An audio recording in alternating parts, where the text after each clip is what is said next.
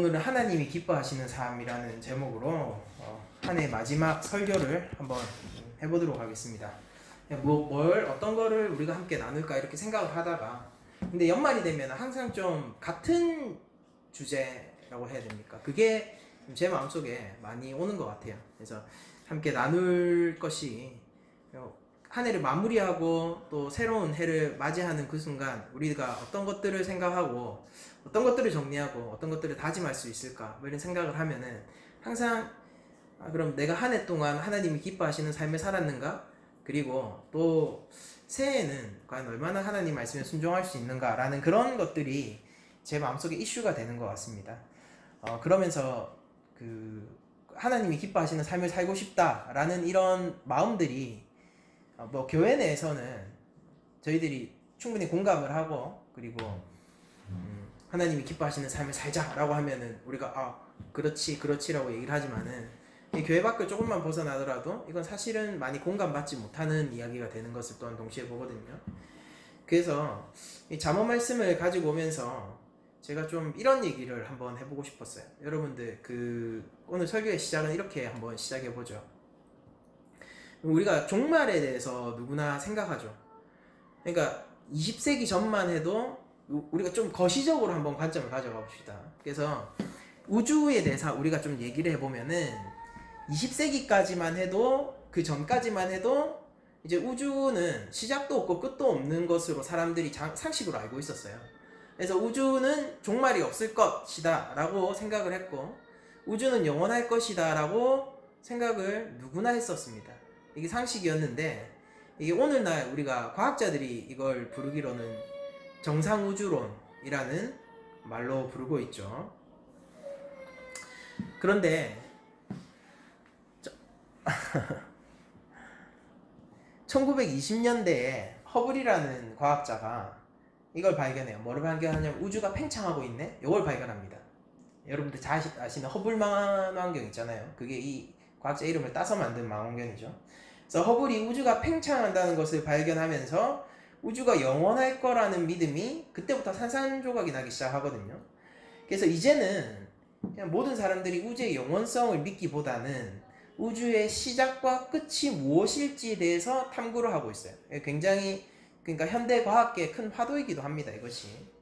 그래서 특히 우주의 끝이 어떨 것인가에 대해서는 여러 가지 가설이 있는데, 지금 현재 나온 여러 가지 가설들이 있어요. 그 중에서 근데 제일 가능성 있는 가설을 한 가지 여러분들한테 소개를 해드리고자 합니다. 뭐냐면은, 제일 가능성 있는 우주 종말의 시나리오가 빅 프리즈라는 말입니다. 이 무슨 오락실 기술 이름 같잖아요. 게임 캐릭터 기술 이름 같은데, 그게 아니라 이게 빅 프리즈가 빅뱅, 저희들이 잘 알고 있죠. 그러니까 우리가 우주의 시작을 과학자들은 빅뱅이라는 그 시나리오로 설명을 하잖아요. 근데 그에 반대되는 시나리오입니다. 빅 프리즈. 그러니까 모든 것이 빅뱅이 큰 폭발이라면은 빅 프리저는 거대한 정지 상태인 거죠. 그러니까 완전히 정지하고 얼어있는 상태. 우주의 끝이 그렇지 않을까. 그러니까 우주가 그럼 왜 팽창을 하는가를, 빅 프리즈를 제가 설명해 드릴게요. 우주가 왜 팽창하는가, 왜 그러냐면은 우주에는 암흑 에너지라고 불리는 물질이 있어요. 그러니까 암흑 물질, 다크매터라고 불리는 물질이 있고, 거기 또한 암흑 에너지라는 에너지가 있어서 이런 것들이 중력보다 조금 더 셉니다. 그래서 중력의 힘을 이기고 우주를 계속해서 팽창시키고 있습니다. 그러면서 은하들을 서로 멀리 떨어뜨려 놓는 그런 역할을 하는데, 그런데 가까이 있는 은하 같은 거 있잖아요. 은하들을 이렇게 서로 멀게 이렇게 떨어뜨려 놓는 역할을 하지만은 가까이 있는 은하, 그러니까 예를 들어서 저희가 있는 밀키웨이죠. 저희들이 있는 은하가 우리 은하계와 가장 가까이 있는 안드로메다 은하계. 좀 이상한 사람한테 안드로메다에서 왔니? 뭐 이렇게 얘기하는 그거 있잖아요. 안드로메다 은하계는 되게 가까워요. 가까워서 안드로메다 은하계가 초속 120km의 속도로 우리 은하계를 향해서 지금도 다가오고 있거든요. 그래서 계속 다가오고 있는데 요거를 떨어뜨려 놓을 만큼 힘이 세진 않아요, 암흑 에너지가. 그래서 가까운 은하들은요 서로 만나서 하나로 합쳐지고요. 그리고 그렇게 너무 서로 가깝지 않은 은하들은 점점점 멀어지고 있는 상태입니다. 지금 우리 우주가요. 그래서 우리가 한 30억 년, 40억 년 정도가 지나면요, 이 안드로메다 은하계랑 우리 은하계가 충돌하게 돼요. 그래서 하나의 은하계로 합쳐지게 되거든요. 30억 년, 40억 년 이후입니다. 그럼 이게 아직 우주의 종말은 아닙니다. 우리 은하계가 합쳐졌죠. 인류가 만약에 그때 운 좋게 살아남는다면요, 그때 만약에 살아남았다 칩시다. 그러면 다음에 인류한테 닥쳐오는 위협이 뭐냐면 태양의 위협이에요. 우리가 30억 년, 40억 년 이후에 은하계가 합쳐졌다 하더라도, 운 좋게 우리 인류가 그런 것들에 피해서 살아남았다 하더라도 그때쯤이 딱 그 정도예요. 30억 년, 40억 년 후면은 태양이 이제 모든 수소를 소모하고 스스로를 태우기 시작합니다. 이게 적색외성이라고 부르는데, 이게 엄청 뜨거워져요. 그럼 태양이. 그럼 지구도 당연히 뜨거워지겠죠. 생물이 살 수 없을 정도로 뜨거워집니다. 그래서 이때 아마 우리 인류가 함께 멸망할 수도 있어요. 근데 만약에 운 좋게 여기서도 우리 인류가 살아남았다라고 하면은 80억 년 뒤에는 태양이 완전히 식어버립니다. 연료를 다 소모하고. 그래서 그렇게 식은 행성을 가리켜서 우리가 백색 외성이라고 부르거든요. 그래서 백석 외성이 되고, 완전히 이제 연료 소모는 끝났어요. 그럼 이제 천천히 식어가겠죠. 그래서 수백억 년에 걸쳐서 계속해서 식어가고 마침내 주변 온도랑 똑같이 식어버릴 거예요. 그래서 완전히 식어버린 그 행성을 흑색 외성이라고 부르는데, 인류가 이 기간을 견뎌야 돼요. 근데 여기서도 만약에 운 좋게 살아남았다 그러면은 여기서 끝이 아니죠. 이렇게 인류가 운 좋게 살아남으면은 더 큰 우리 은하계가 아니라 우주 전체의 위협이 기다리고 있습니다. 그러니까 우리 은하랑 안드로이드 은하는 가깝기 때문에 서로 가까워져 가지고 하나의 은하가 됐지만은, 이 우주 팽창의 힘은 서로 간의 은하들을 기본적으로 멀리 떨어뜨리는 역할을 한다고 했잖아요. 그러니까 이게 계속 떨어져 나가면은 어떤 일들이 발생하냐면은 은하와 은하 간에 이 서로의 어떤 그 힘을 주고받을 수 있는 그런 물리적 거리를 벗어나게 되겠죠. 그러면 상호작용이 일어나지 않습니다. 그건 무슨 뜻이냐면은 더 이상 열도 발생하지 않고 에너지들도 그러니까 충돌을 한다든지 서로의 중력에 영향을 받는다든지 그런 일들이 벌어지지 않게 된다는 소리입니다. 그래서 그때 우리가 인류가 살아남으면요, 외부 은하 세계를 관찰할 수가 없는 그런 사태에 이르게 되겠죠. 그래서 완전히 고립된, 그러니까 외딴 섬처럼 완전히 고립된 은하에 우리 인류는 갇히게 될 거고, 그리고 인류가 바라보는 우주는 깜깜할 겁니다. 어두워지고 있는 우주를 발견하게 될 거예요. 그러니까 막 요즘 보는 천체 사진과 같은 아름다운 그런 천체의 사진 같은 것들은 더 이상 찍을 수 없는 그런 상태가 되겠죠. 그래서 은하들은 서로 멀어지고 서로한테 간섭할 수 없기 때문에 더 이상 열이나 에너지가 생성되지 않을 것이고, 이 시간이 계속해서 지나가면은 100조 년 정도가 더 지나면은 너무 사이즈가 너무 커지죠. 100조 년 정도가 더 지나면은 우주에선 더 이상 별이 태어나지 않아요. 무슨 뜻이냐면 우주 차원에서의 모든 연료가 고갈되어 있다는 뜻입니다. 그래서 우주가 이때 극도로 어두워지고요, 살아남아 있는 행성들은 우주를 떠돌아다니다가 서로의 중력의 영향을 받아서 은하 밖으로 탈출하기도 하고, 그렇게 탈출한 행성들은 그저 우주를 떠돌아다니면서 결국 블랙홀에 끌려가서 먹혀버리고 말거든요. 그러니까 이때쯤 되면은 우주를 지배하는 것은 뭐냐면 블랙홀이에요. 그러니까 에너지가 블랙홀밖에 안 남아있거든요. 그래서 블랙홀이 모든 것들을 먹어가기 시작하는데, 그런데 이 블랙홀도 영원하지가 않습니다. 지금 현대과학이 밝혀낸 바에 의하면은 블랙홀도 서서히 증발해 나가고 있다는 것을 저희들이 알 수 있어요. 그래서 무거운 블랙홀은 상대적으로 좀 더 오랫동안 버틸 수 있을 거예요. 그렇지만은 결국 모든 블랙홀은 증발하게 되어 있습니다. 이때가 지금 계산으로 어떠냐면은 10의 100승, 이게 사이즈가 너무 커지는데 10의 100승년이 지난 이후의 우주는요, 이제 블랙홀도 모든 기능을 정지하고 우주에 남아있는 거라고는요, 광자, 중성미자, 전자뿐일 거라고 저희들이 아마 추측이 되어 가고 있어요. 이때 물질의 밀도는 우리가 우주에 보면 양이온과 음이온이 있거든요. 이게 서로를 상쇄해서 우주의 밀도가 0에 가까워지고요.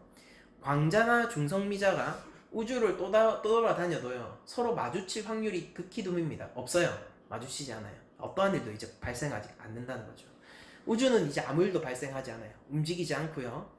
그 어떤 에너지도 없고요. 아무런 변화도 없습니다. 이거를 우주적 차원에서는 안정 상태라고 불러야 되겠습니까? 아니면은 죽음의 상태라고 불러야겠습니까? 과학자들은 이것을 우주의 죽음이라고 부르면서 동시에 우주의 안정이라는 말도 함께 쓰고 있습니다.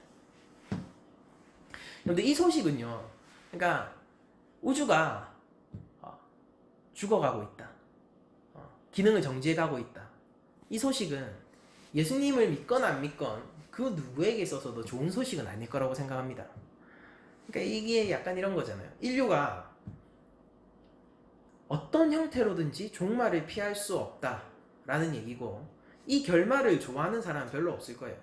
그러니까 소설이라면 모르겠지만 누가 이런 결말을 원하겠습니까? 그러니까 저도 별로 좋아하지 않아요. 그러니까 혹자는 이 시간이, 보세요, 안드로메다 은하계랑 우리 은하계가 합쳐지는 게 최소 30억 년 이후잖아요. 그러니까 이게 너무 먼 미래의 이야기를 하는 거기 때문에 이런 말을 하는 것 자체가 우리한테 무슨 의미가 있겠느냐라고 말할지도 모르겠습니다. 저도 그 말이 맞다라고 생각해요. 그런데 제가 지금 바라보고 있는 것은 뭐냐면요, 우리 인생 가운데서 매우 근시간 내에 이처럼 우주의 죽음처럼 피할 수 없는 종말, 그러니까 동일한 성질의 종말이 우리 인생 가운데서 누구나 그것을 맞이하게 되고 찾아오고 있다는 사실이 제가 지금 주목하고 있는 사실이죠. 바로 죽음입니다.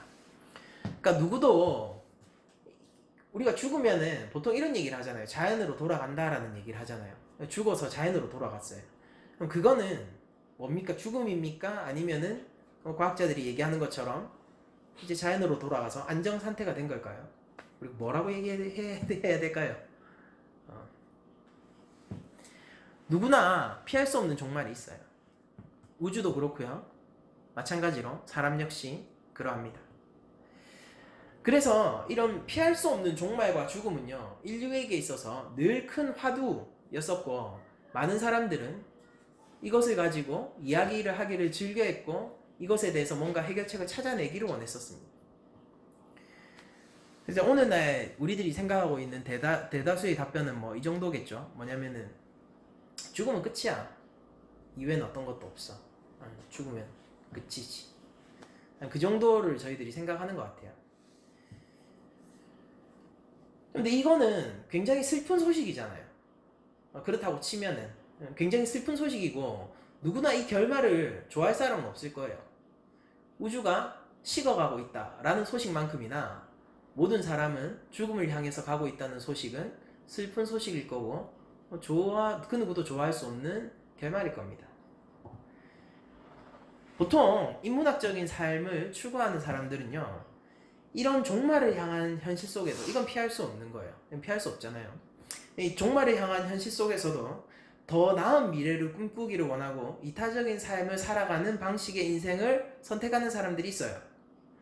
그러니까 이거는 어떤 거냐면은, 언젠가 모든 것이 끝나버릴지 몰라도 오늘 내가 뭔가 가치 있는 일을 하겠다라는 그런 삶의 방식입니다.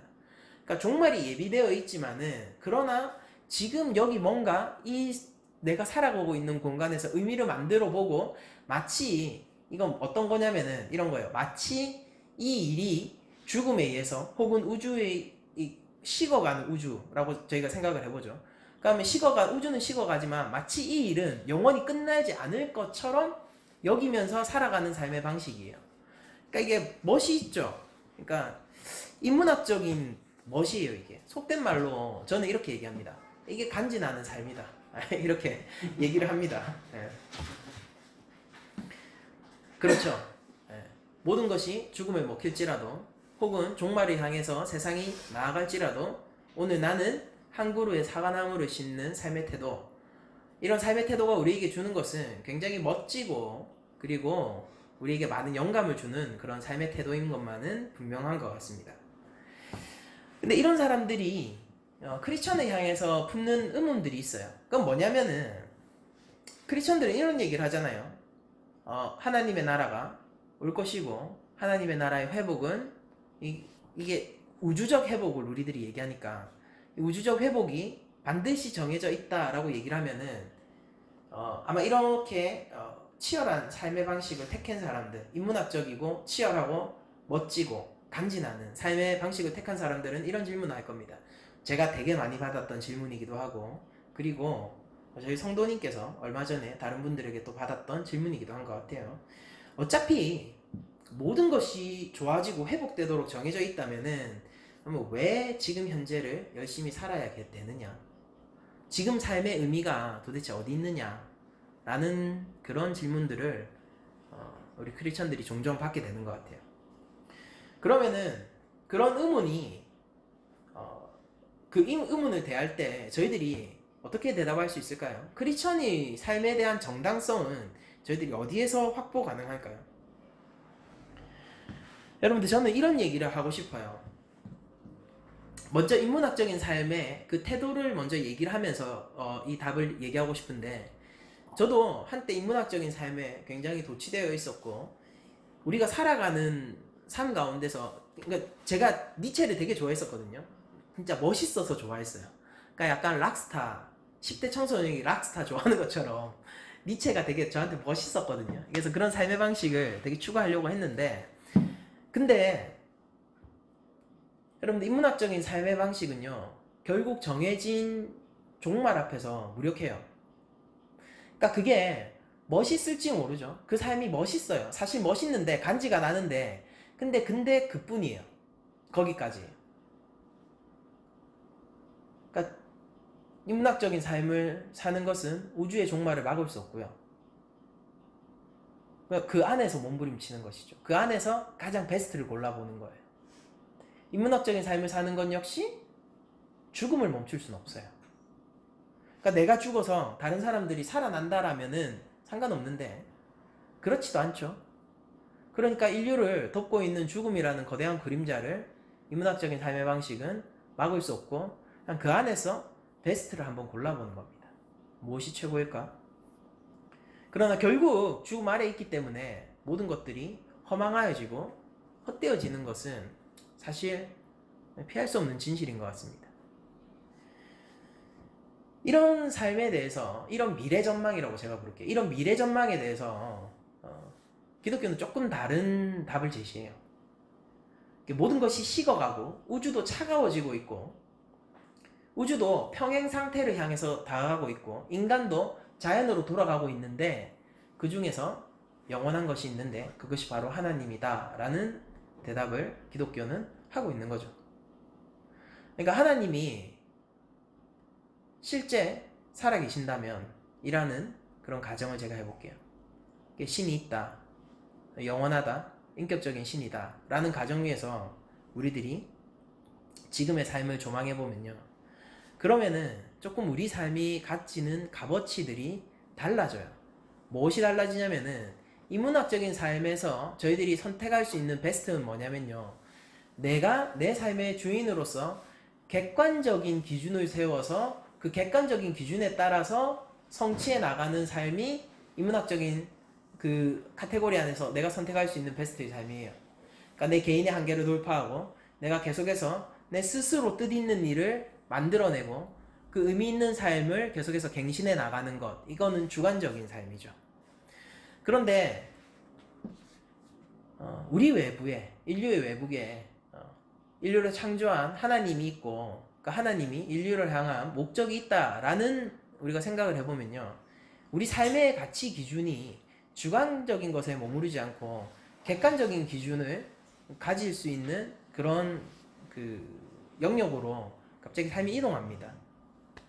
그러니까 이런 거예요. 하나님이 기뻐하시는 것이 있다는 거죠. 그러니까 하나님이 우리 삶 가운데서 바라는 게 있는 거예요. 하나님이 우리를 지으셨는데, 그러니까 이런 거예요. 스마트폰을 내가 만들었어요. 스마트폰을 만들었으면은 전화도 되고 인터넷도 되고 음악도 재생되길 바라는 거예요.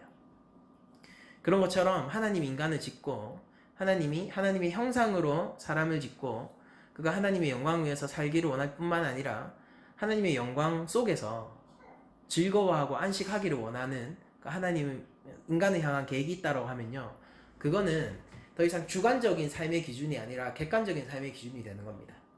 여기에 플러스 뭐가 들어가느냐면은 그래요. 모든 것이 좋아지고 회복되도록 정해져 있다면요. 그것이 객관적인 기준에서 바라보면 하나님이 인간한테 원하는 게 있다. 그리고 그 하나님이 세상을 영원히 회복시킬 거다라는 그 두 가지 명제가 합쳐지면 어떤 결과가 나오냐면은 지금 현재 삶이 굉장히 값어치 있고 내가 반드시 하나님의 뜻과 하나님이 주신 소명을 따라서 살아야겠다라는 결과값이 나오게 됩니다. 왜 그러냐면 이런 거죠. 내가 지금 사는 삶은요, 만약에 모든 것이 종말이 된다면요, 내가 어떻게 살아도 결국 죽음이라는 결과값을 피할 수 없다. 모든 것이 허망하여질 것이다 라는 그 답 아래서 내가 어떻게 살아도 결국 그 한계를 맞이할 수밖에 없지만요, 영원하신 하나님이 나의 삶에서 바라는 게 있고 그 영원한 나라가 이 땅 가운데 선다는 건 무슨 뜻이냐면요, 지금 제가 살아가고 있는 이 삶이 영원 가운데서 기억될 거라는 그런 결론이 나오게 되거든요. 그러니까 무엇이 더 의미 있느냐를 제가 한번 물어볼게요. 이게 멋있어요. 발버둥 치는 삶입니다. 베스트를 골라가기를 원하는 삶이에요. 나 자신과 싸우는 삶입니다. 그러나 종말 앞에서 허무한 삶을 우리들이 바라볼 때 결국 그 삶이 우리에게 주는 마지막 질문이 이거예요. 정말로 이렇게 사는 게 의미가 있는가? 라는 질문이에요. 그런데 우리의 삶이 영원 가운데서 기억될 거고 하나님이 그것을 판단하실 것이고 그리고 영원 가운데서 우리의 인생이 하나님이 들어 쓰시는 그 하나님 나라 안에서 지금 삶을 들어 쓰신다고요. 그런 삶이 우리의 지금의 삶이라고 한다면요, 그 삶이 던지는 우리에게 있어서의 최종 질문은 이거예요. 뭐냐면은 지금 내가 그냥 이렇게 살고 있어도 돼? 라는 질문인 거죠. 정말로 내가 지금 그냥 이렇게 살고 있어도 돼? 이게 하나님이 기억하실 텐데, 하나님께서 판단하실 텐데. 인문학적인 사고방식을 가진 사람들은요, 모든 것이 좋아지고 회복될 거야 라는 말에 항상 자기 자신을 포함시키고 있어요. 무슨 뜻이냐면은 만약에 좋아 100번 양보해서 하나님이 있다고 치자. 그래서 그 하나님이 100번 양보해서 이 땅을 회복시키고 우주적인 회복을 가져온다고 치자.